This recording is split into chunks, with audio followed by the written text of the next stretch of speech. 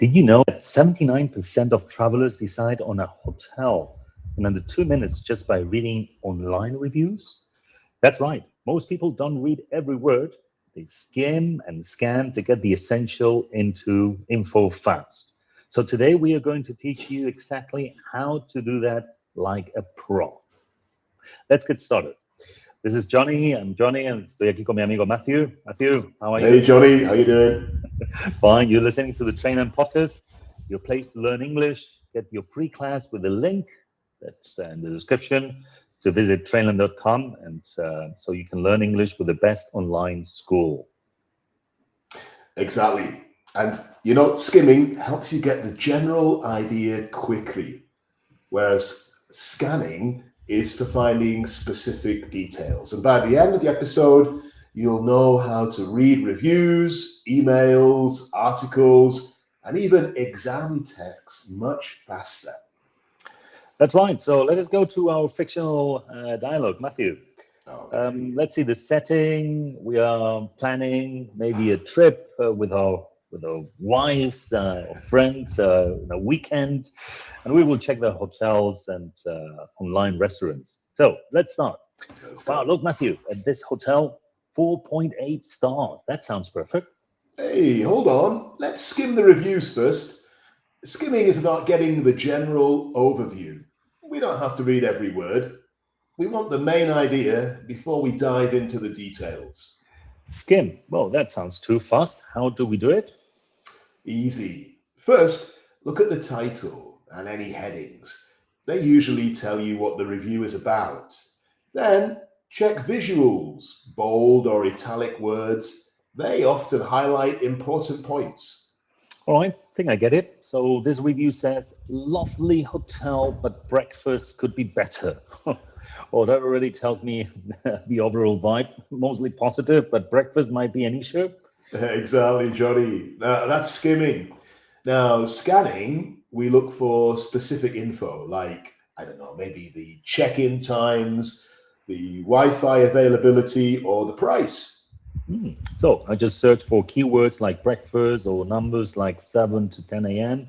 That's it. Yep, that's it. And don't forget proper nouns like street names or room types, floor numbers. That's going to help us locate details fast. I see. Scheme first for the general idea, then scan for what really matters to us. Got it. Good, exactly. And here's a tip when skimming, read the first sentence of each paragraph. It often summarizes the sentiment. Then we can scan the headings or the bullet points or any highlighted text to get specific information. All right. And sarcasm can be tricky. For example, if a review says, the bed was so soft I almost fell asleep while checking out, well, scanning literally could confuse you. Yeah, you're right. You have to be careful. Context is the key. If the text is bold or in italics, that usually is important. So scan for that first. All right. So today we're combining both skimming for general overview, scanning for specifics. Well, this will save so much time when checking reviews online. Exactly. And once you get the hang of it, it becomes natural, even when reading menus, guides, or news articles. Okay, I feel ready to practice. Skim first, scan second. Very good, Johnny. Okay, well, I don't see someone just doing all this work. No, we did it for you. But anyway, just you would go just to check maybe the first star, 5 stars, or something like that. I Okay. think so. I think so. So could we start with the grammar skills? Can we start with Yeah. this? Let's dive in with that. Oh, yeah, you've got some slides there if anybody's Hmm. watching as well. Okay, good. So now we've seen how to skim and scan in the dialogue. We can break it down a little bit in this section and try to practice with more detail. Skimming and scanning, it's not just for hotel reviews. These are really essential reading skills for your exam, travel, work, even daily life. Exactly. And I always get confused, especially with long text. Sometimes I try to read everything and lose track of the main point. Yeah, me too, Johnny. So that's why skimming is so useful. The purpose of skimming is just to get a general overview of a text and to do it quickly without having to read every word. So we look for titles, headings, anything in bold or italic words and visuals. And often the first sentence of the paragraph is really useful. And scanning? Okay, so that is the opposite. The purpose of scanning is to find specific information, but to do it fast. So we need to focus on keywords, numbers, dates, proper nouns, just like we've got in the slide there that you've shown, Johnny. Anything that's related to the question. Try to ignore everything else. All right. But there could be some errors, right? So, for example, let's talk about skimming errors. Reading word by word instead of looking for headings or titles. No, that slows you down. Or ignoring the visuals like icons, bullet points, charts, which can give you key info. And then also maybe missing the typical sarcasm in some comments, no, or exaggerations in reviews, like we mentioned before. No, the bed was so soft I almost fell asleep while checking out. So we don't have to take this literally. Right, it's really important. Good, Johnny, perfect. Let's talk about scanning errors. Maybe we can look too broadly. So instead of focusing on the question, we start looking at everything, and then we're gonna waste time. Or perhaps we jump or we skip numbers or proper nouns, and that means we miss important information like prices, dates. We might just miss them. Or perhaps we confuse similar words if we're reading quickly. Breakfast, brunch, room, suite. We might get them confused. All right. So, and maybe if English is not your first language, and you want to live a common, for example, avoid overusing literal translation. Like, I saw that the Wi-Fi is included. Just the Wi-Fi is included. It's simple and clear. Or also just be careful if maybe English is not your first language and you're not very fluent, to confuse the check-in time and the checkout time.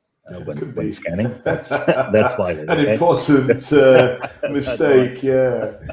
Okay, and if you are a native English speaker, errors to avoid, especially in the exam, you maybe skim too quickly. If we're nervous, we do it too quickly, and you can miss qualifiers like, for example, mostly or usually, which changes the meaning of the sentence. Or maybe we jump bold or italic cues, which often they're there because it's an exception or a warning, so it's an important point. That's right. So from the dialogue, no, we saw a lovely hotel, but breakfast could be better. So the main idea is positive overall, but breakfast is weak. No, or amenities. You can check headings like amenities, rooms, dining. Know the sections that contain which information, and usually the first sentence of the paragraph often tells you the general sentiment. That's a really good tip. I like that one. Scanning examples. Question: what time is breakfast served? So we're going to be looking for keywords, breakfast and numbers, 7 to 10, for example.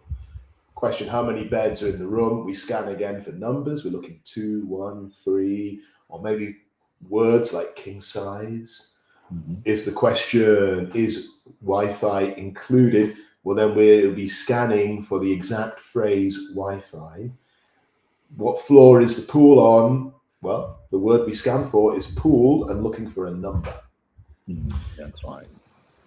This is a tip, no? Skimming and scanning often require quickly noticing words that you know how to pronounce, so practicing the pronunciation helps you recognize keywords faster. So let's talk now about skimming and scanning questions are important. Okay. Well, the questions help you understand the overall meaning quickly, and the scanning questions help you locate exact information efficiently, as you can see here in the picture. No, so how many beds are in the room, for example. No, and by practicing these questions, you improve reading speed, accuracy, and exam performance, and you also get better at finding info online like menus, schedules, or product reviews. So skimming gives you the overview, scanning gives you the details, and pronunciation helps me recognize keywords instantly. Good, that's it. These techniques, you'll be able to navigate like a pro. You're not going to waste any time. Perfect. So now I feel ready to tackle any hotel review, Matthew, or any long text online, for example. That's also that way. We're set, Johnny. We're set. Okay, so if you've been enjoying what you're listening to, it's your turn to get involved. Here's a question to practice what we've learned today. Okay, so the question, and we'll give it in Spanish. If you're watching, you can see it there on the slide. ¿Cuál es la mejor opinión sobre el hotel? ¿Positiva o negativa? Okay, very good. That's the question. Now, don't forget, if you're enjoying the episode, you know what to do. And there's an extra incentive, Johnny, because as you're displaying, you can get a free class with the QR code.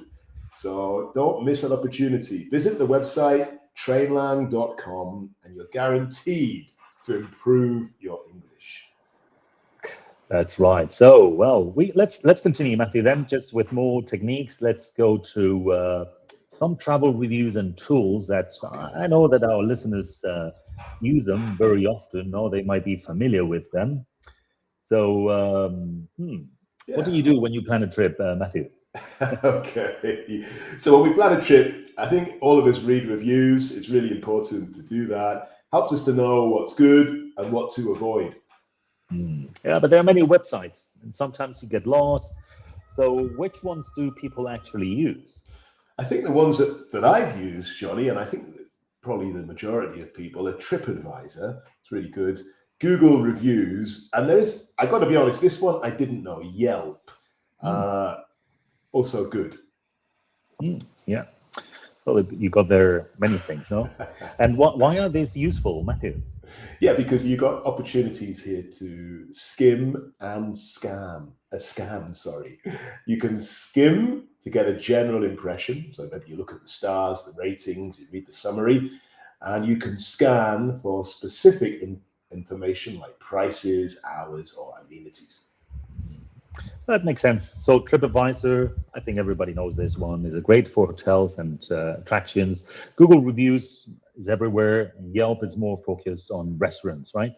Yeah, exactly. And then you've also got Booking.com, Expedia for hotels. They give you reviews, scores. You can filter by the preferences. Really helpful if you want a hotel, I don't know, with a free breakfast or with Wi-Fi.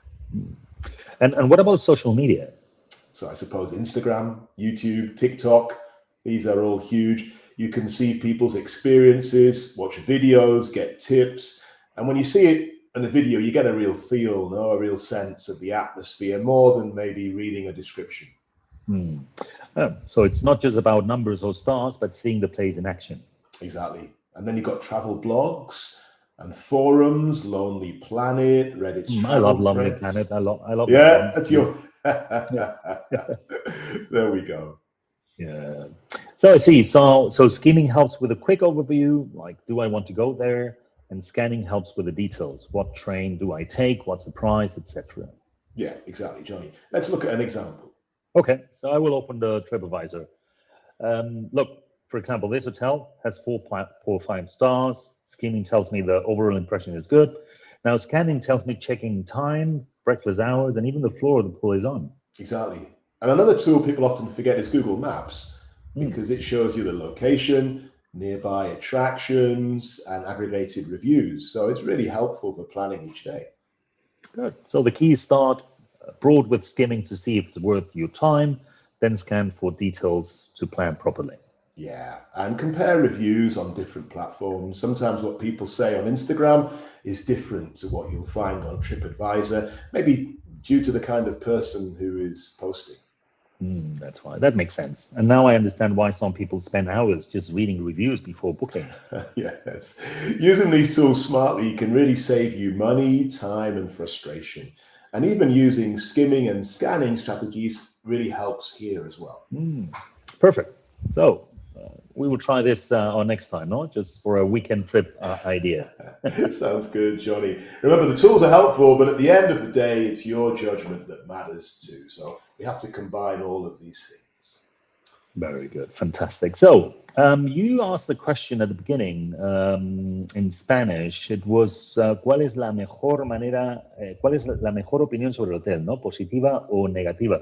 Matthew, how would you say this sentence in English? Okay, Johnny, well, you've just put it up there for us. That's great. What is the overall opinion of the hotel? Positive or negative?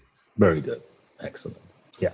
So we can see how skimming really helps, Johnny, no, to identify the general feeling, and scanning gives us the details. Yeah, that's good. So let's go then to the interaction question for our listeners. Okay, it's your turn.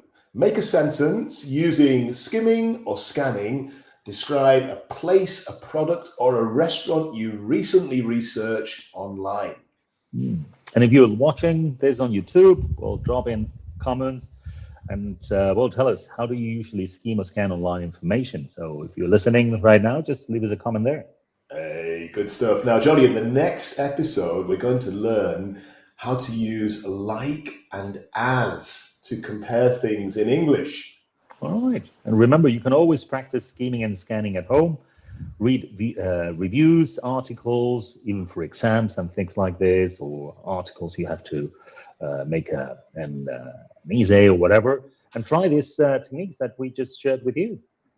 Claro. Hombre, no olvides también que podéis probar una clase privada gratuita con nosotros.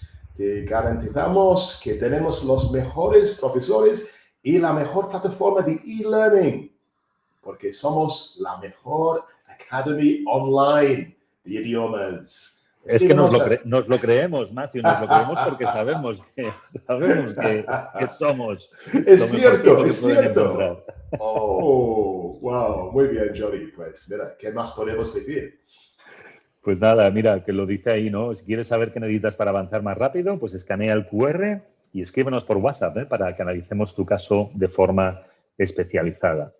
Y nada, estás a un clic de hablar como nativo, así que anímate a estudiar con nosotros, que tenemos super profes como Matthew y muchos otros.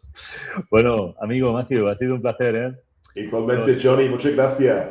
Nos vemos. Nos vemos. Chao.